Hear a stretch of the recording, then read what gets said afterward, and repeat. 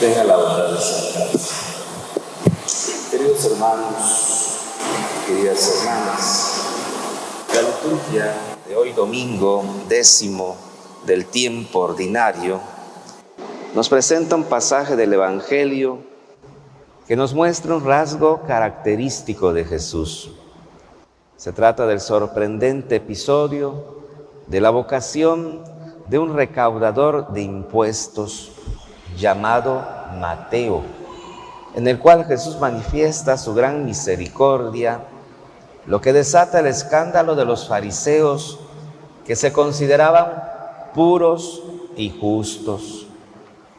En tiempos de Jesús, los publicanos o recaudadores de impuestos eran detestados por 3 motivos. Primero, como recibían los tributos de los judíos para el imperio romano conquistador, eran considerados traidores a la patria. Segundo, al estar en contacto con monedas que contenían imágenes y frases blasfemas, eran vistos como idólatras. Y tercero, como recibían comisiones por los cobros realizados, los cuales muchas veces aumentaban para recibir mayor comisión, eran tenidos como ladrones. Por tales motivos resultaba extraño y escandaloso que Jesús se fijara en un publicano para convertirlo en discípulo suyo. Pero no obstante todo lo dicho, Jesús vio, dice el Evangelio de Mateo, a un hombre llamado Mateo, sentado a su mesa de recaudador de impuestos, y le dijo: sígueme. Él se levantó y lo siguió.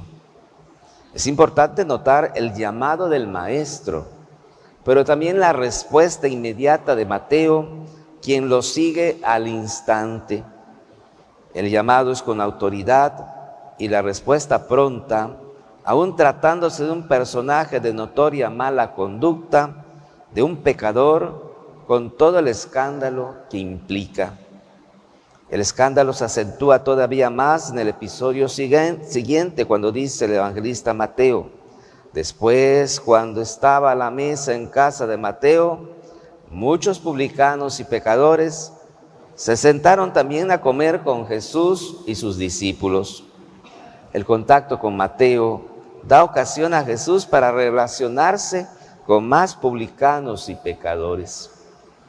Para los fariseos, como para muchos en la actualidad, resulta extraño que Jesús no le hubiese pedido a Mateo que al convertirse en su discípulo debía necesariamente separarse de sus antiguos colegas, abandonando ese ambiente tan despreciable.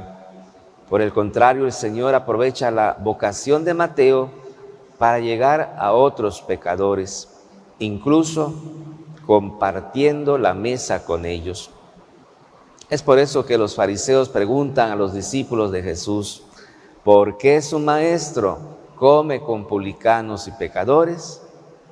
En los ambientes orientales, la comida era ocasión para establecer relaciones cercanas y estrechas con las personas con las que se comparte el mismo pan.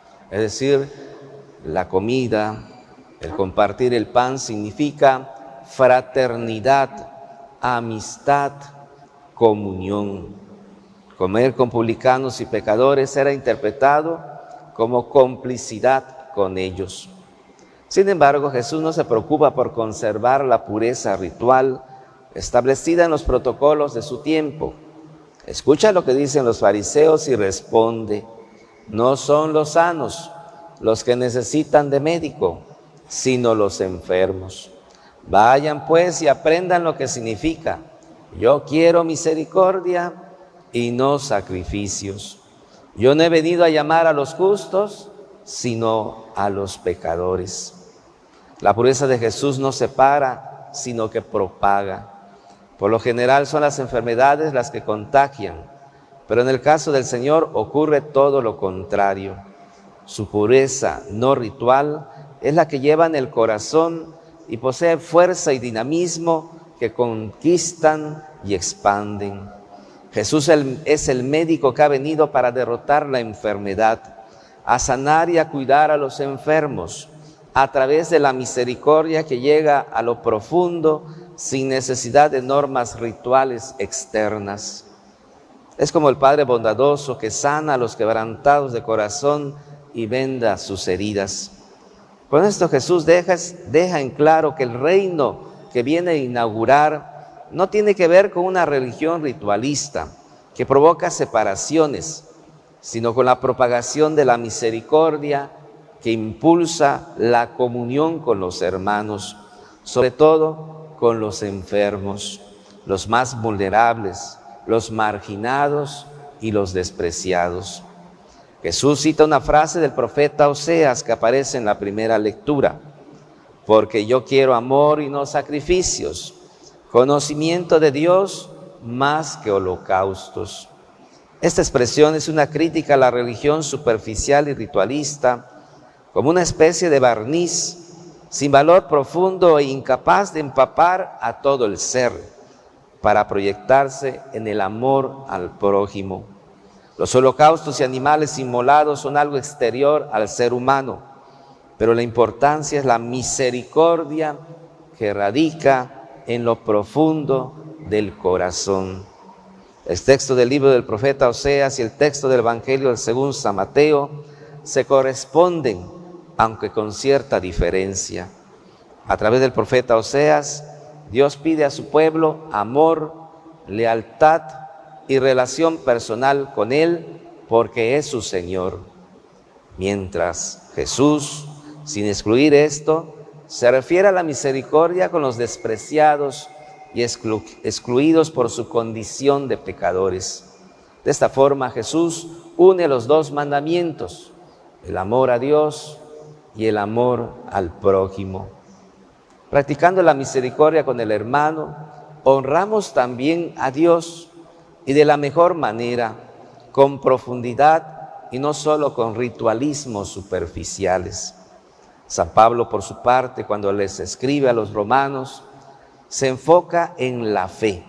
Por eso dice: ante la firme promesa de Dios, no dudó ni tuvo desconfianza. Antes bien, su fe se fortaleció y dio con ello gloria a Dios, convencido de que Él es poderoso para cumplir lo que promete. Por eso Dios le acreditó a Abraham esta fe como justicia. El apóstol Pablo recuerda el ejemplo extraordinario de Abraham, quien creyó en la promesa de Dios de modo incondicional, a pesar de que todo parecía estar en contra.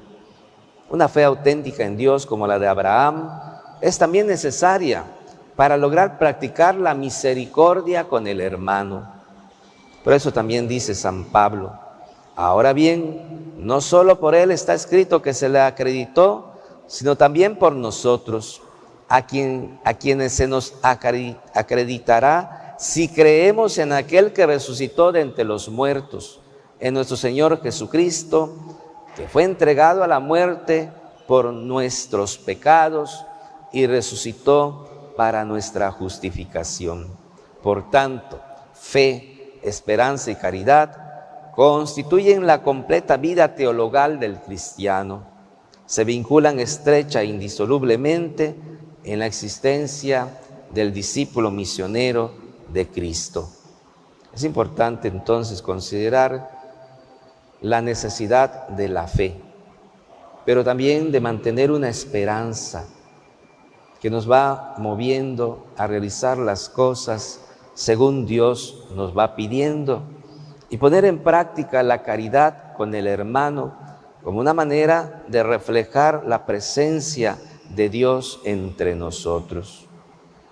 Pues queridos hermanos, queridas hermanas, pidamos a Dios por intercesión de Nuestra Señora del Carmen, San José y San Andrés Apóstol, que reconozcamos que estamos enfermos y pidámosle a Jesús que nos sane, que seamos incluyentes al estilo de Jesús y que construyamos mejores relaciones entre nosotros de acuerdo a su enseñanza. Que así sea.